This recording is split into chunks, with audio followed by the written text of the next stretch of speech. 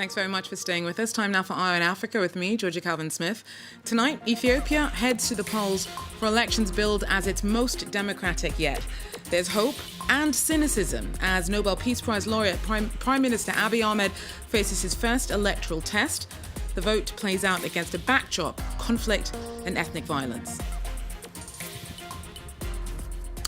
So, Ethiopians turned out to the polls on Monday for their first free vote after decades of oppression. The election board extended voting across the country because of the length of lines. Prime Minister Abiy Ahmed's facing voters for the first time, and he said that the national and regional elections are a testament to his commitment to democracy. Maria Girth-Nicolescu was at the polls for us. She tells us more.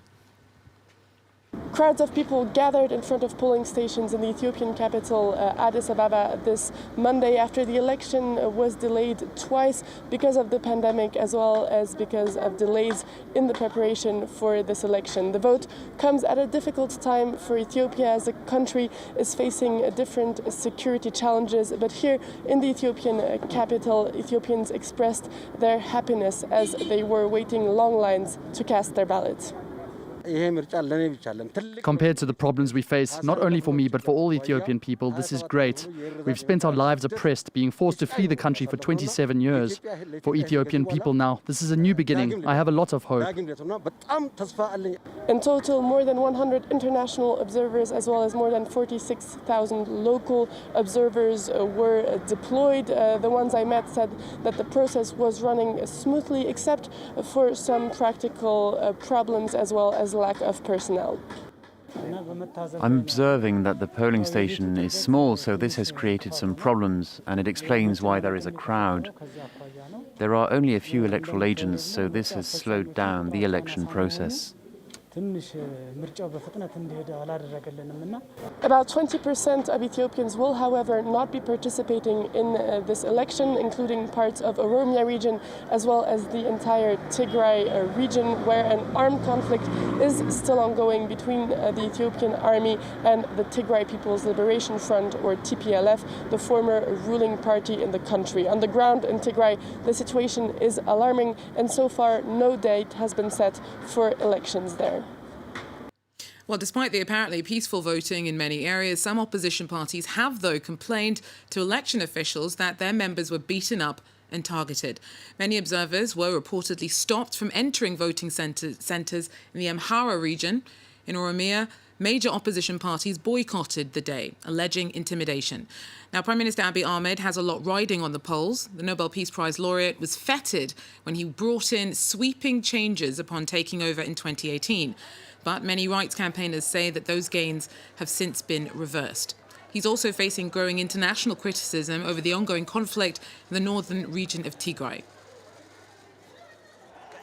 Abiy Ahmed became Ethiopia's prime minister in 2018, wielding youth and a message of hope.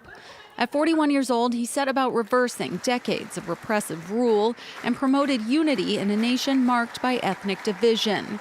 Abiy lifted restrictions on media, released thousands of political prisoners, and confronted a 20-year conflict with former arch-enemy Eritrea. With regard to the conflict with Eritrea, which has lasted for years, we want an end to it, for the common good of our two nations, not only for our benefit, but for both these nations which have blood ties. Abiy's reconciliation efforts won him the 2019 Nobel Peace Prize, and he became a darling of the international community. But then the peacemaker went to war. In November 2020, the Ethiopian government sent troops into Tigray to confront the northern region's dissident leadership. Troops from neighboring Eritrea joined, aligning with the federal forces. The federal government had every right to deploy federal security forces and use force in order to apprehend those implicated in massive corruption and gross human rights violation. 7 months of civil war have been marked by massacres, with famine and rape used as weapons. Thousands of civilians have paid with their lives, more than 2 million others forced from their homes. Abiy also returned to the repressive tactics of previous governments, including mass arrests and shutting down communications and aid shipments in Tigray. global condemnation has been swift. Abiy's peacemaker reputation now tarnished, with the conflict overshadowing his democratic intentions.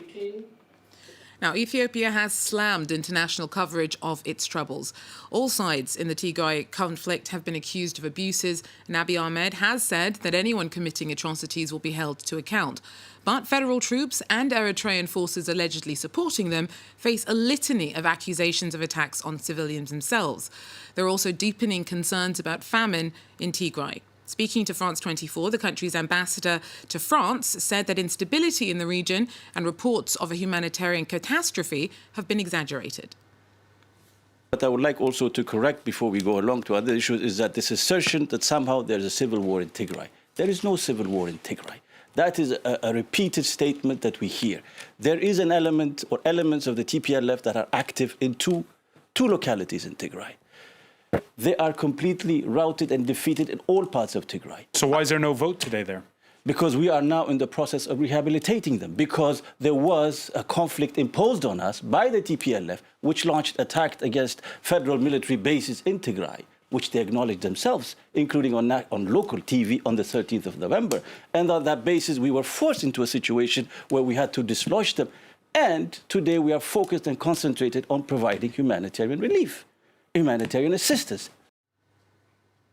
Well, results from Monday's vote are due on July the 1st. But for a closer look at Monday's polls and their significance to the country and the region, I'm joined by Professor of International Relations, Johannes Waldemariam.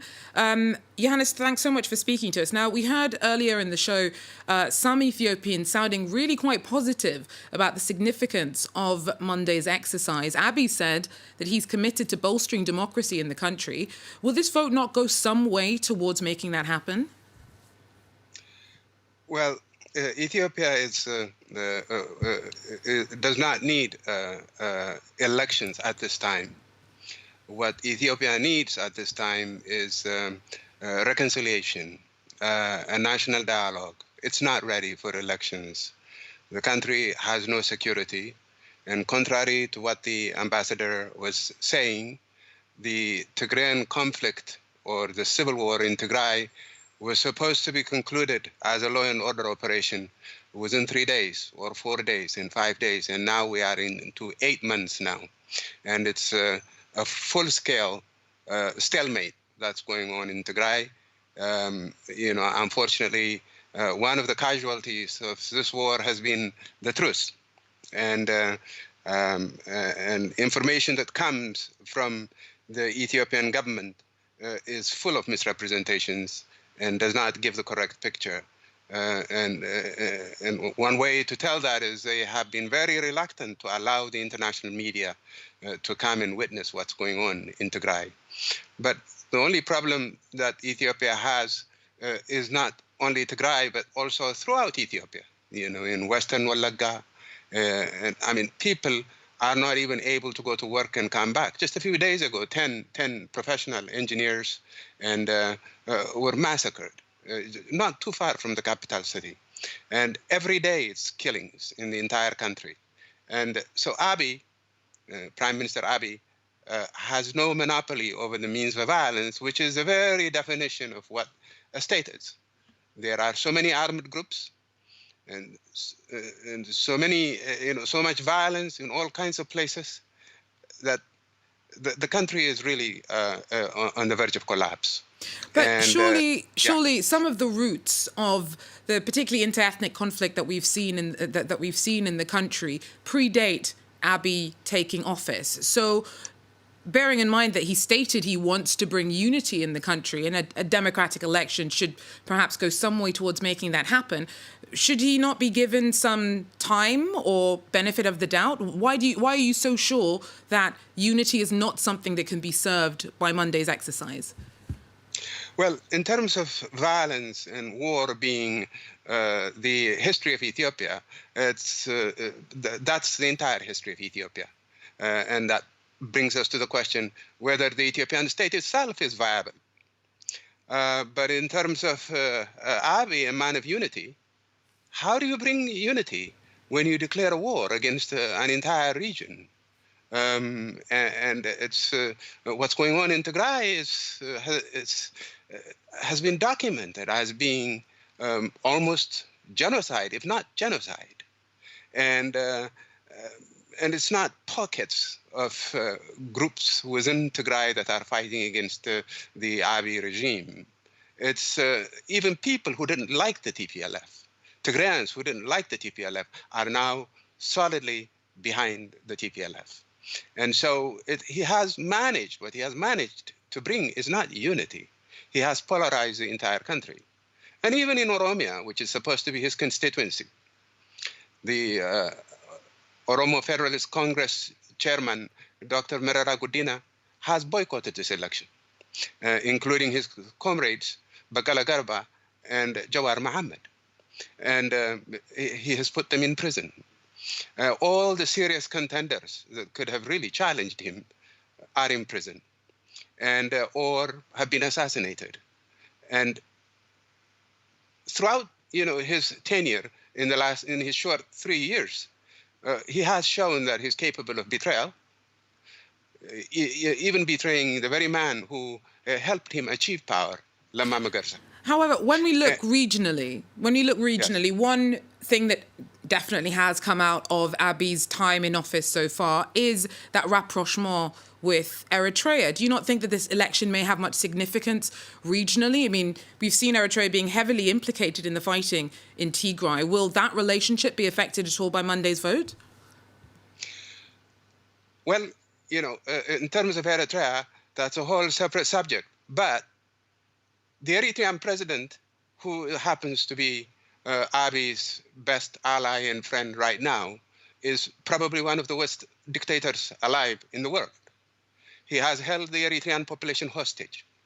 Eritreans are not in Tigray by choice. They are hostages.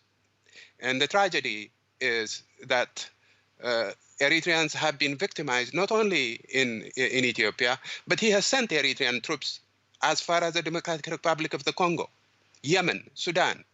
So but we do have to point out, I'm sorry, yes, Johannes, but we do have to point out that Eritrean troops have been implicated in some of the abuses that have been documented in Tigray. So where does that stand within this, your understanding of them being somehow victims of the conflict? Well, they are victims because for 20 years, they have been brainwashed in terms of thinking that they are under siege by the Tigrayans, which to a certain degree was true. Tigray was refusing to abide by an international verdict.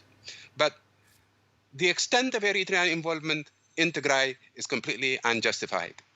He should have stopped. If he had to have any kind of military action in Tigray, he should have stopped after occupying the bordering areas that were rendered Eritrean by the International Court of Justice.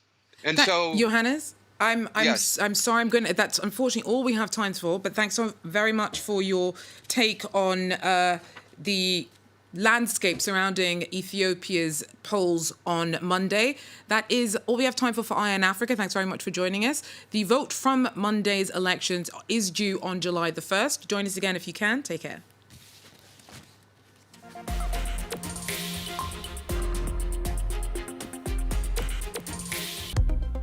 Beyond the News. A daily opportunity to go beyond the headlines and explore the news in depth. Revisited. A return to places which were in the news a long time ago. Reporters.